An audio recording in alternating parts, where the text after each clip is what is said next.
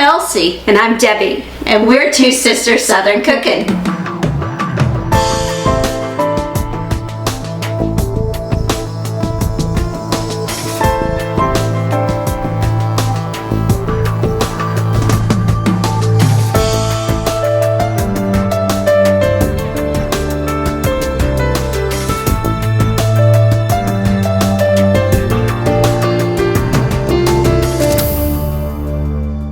We're making a gratin potatoes today. We're making it with gruyere cheese and mozzarella cheese.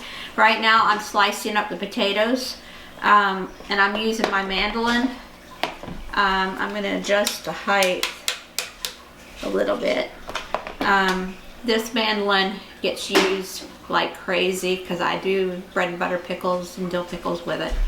And I always have it on the highest setting for them. But I reduced the thickness just a little bit for these. So I'm going to gently slice these potatoes. And I'll show you how thick. This is about the thickness that I'm cutting them, which is about 1/4 of an inch. Between 1/8 and 1/4 of an inch.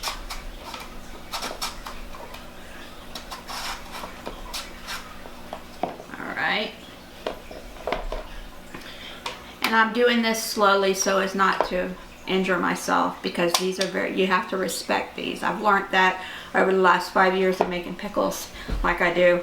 You have to respect the mandolin.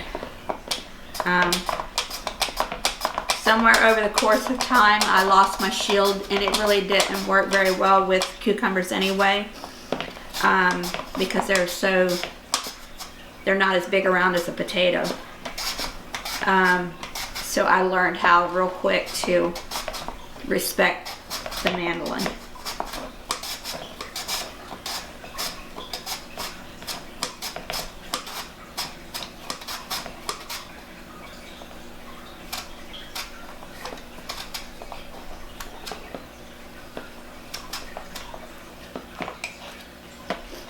I move faster at the beginning of the potato, and then I slow down to be really gentle and be very aware of what I'm doing when I get closer to the end, because by then my finger's closer to the blade.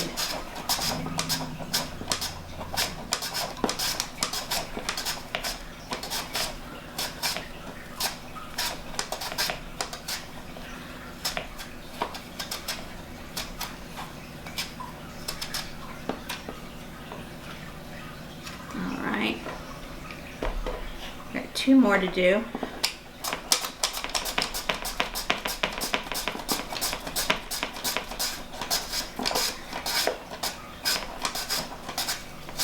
This blue mandolin has probably made 6,000 quarts of pickles over the last 5 years.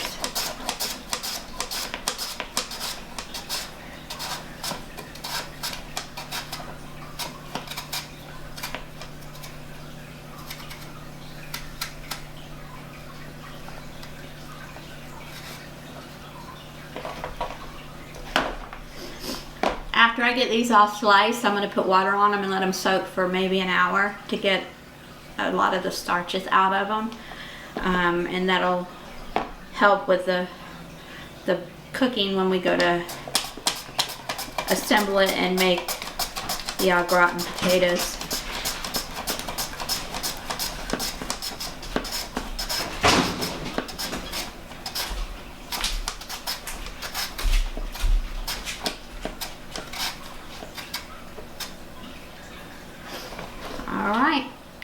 All done, ready to put the water on them and let them soak. We'll see you when we go to our next steps of making the gratin potatoes. Hey y'all, so we now are ready to assemble our gratin potatoes.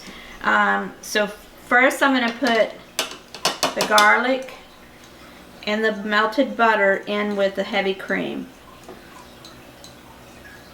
It's going to be good. So you want to use a 9x13 pan also.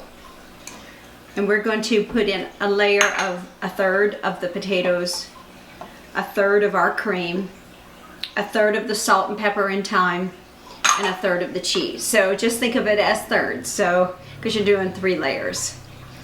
And then you got to cook it for about 1 hour and 15 minutes or so, and then take it off, put some more cheese on, and then do another 15 minutes or so. Yeah. So we're gonna start assembling. By the way, we thank the boys for our baking dishes. We have Pioneer Woman baking dishes we got for Christmas from Ben and Roger for the 2 sisters. So we thank you for our dishes. So we already had a set of them, but We need a lot of times we would need 2 of them for 2 different dishes we were doing in one time. So we'd have to scrounge up a dish to. And look at that. It's got that little design around the edge, which is so pretty. So that's pretty cool. All right, I think just a little bit more, and I think we're ready for the first layer. Okay. We're going to do 1/3 of this. So we're just going to pour. Just cover it, I guess. Yeah.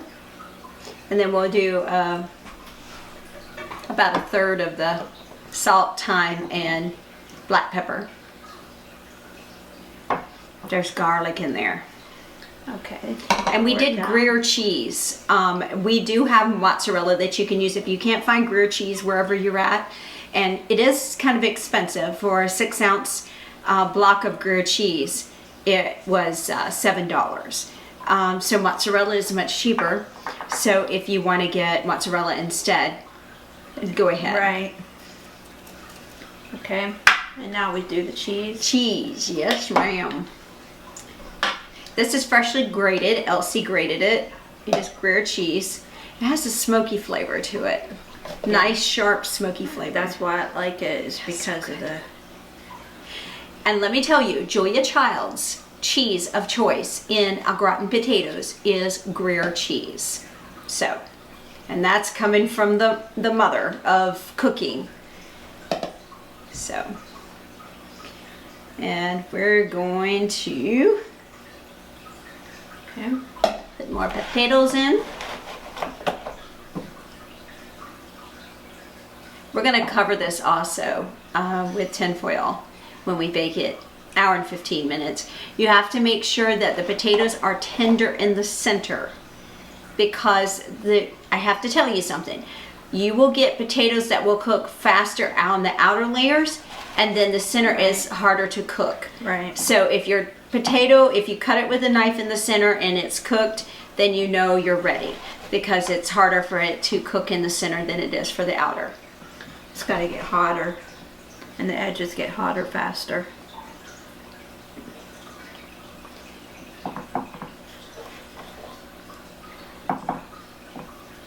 Okay. All right. There's nothing better than melted butter, and then you're putting garlic and cream in it. You know that's going to be wicked good. You're not going to put cheese on the top of this when you first start to cook it also. You're just going to put the potatoes and layer it up like you would here. This here is going to be strictly, you're going to have the potatoes and the seasoning on the top, and of course the liquid for the last layer, but you're probably not going to have the cheese, because the cheese comes later when you uncover it and you put it back in the oven for 15 minutes, because otherwise it will really burn the cheese.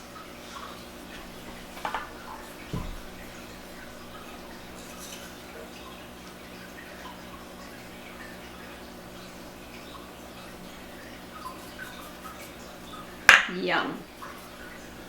I was telling Mom we were making this today, and she goes, oh my gosh, I love au gratin potatoes. And she says your dad used to love au gratin potatoes too. And she said that she doesn't think Morris has ever had it. He probably won't eat it. You know, those good old country boys, you know, they're pretty picky about what they eat and stuff, and trying new things. When I first came down here from up north, we tried so many dishes on him, and I think he was trying to please us, but he really wasn't trying to. Yeah. He wasn't really that enthused about trying new dishes. He's a meat and potato guy.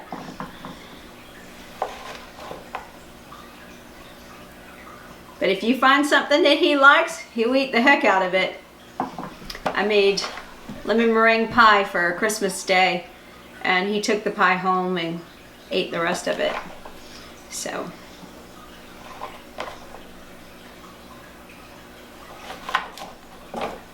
I'm telling you, those black-eyed peas right now in there cooking. They smell good. They smell really good. Make you want to slap your mama good. It's really good. And no, we would never slap our mama, okay? We love our mama. We are mama's girls. And, but it's that good. Y'all ever make black-eyed peas? Oh, by the way, I was at Aldi's yesterday in the line. And this woman come up behind me and she saw I had black-eyed peas and she goes, so do you soak them overnight? And I said, no ma'am, we fast soak these. And she goes, you kidding? And I told her. And she said, you got to be kidding. And I told her how to do it. I said, you boil it for 10 minutes with the lid on. Leave the lid on for an hour and you'll have it fast soaked and ready to go. And she was like, I'm going to try that. I said, no, make sure you eat your collard greens for money and your black-eyed peas for good luck on New Year's. So I was imparting wisdom as I was heading out the door. By the way, if you ever go to Aldi's, I don't know if you have one near you, but you really should go because they have organic food in there that is just really good. They have like things that is really cheap. Like their food is really cheap and they have great deals. As a matter of fact, I've been thinking about switching over a lot of my buying from Walmart to Aldi's because they have comparable pricing, but they do have a lot of organic food and meat in there. So you want a good deal on some food, that would be the place to go is to Aldi's.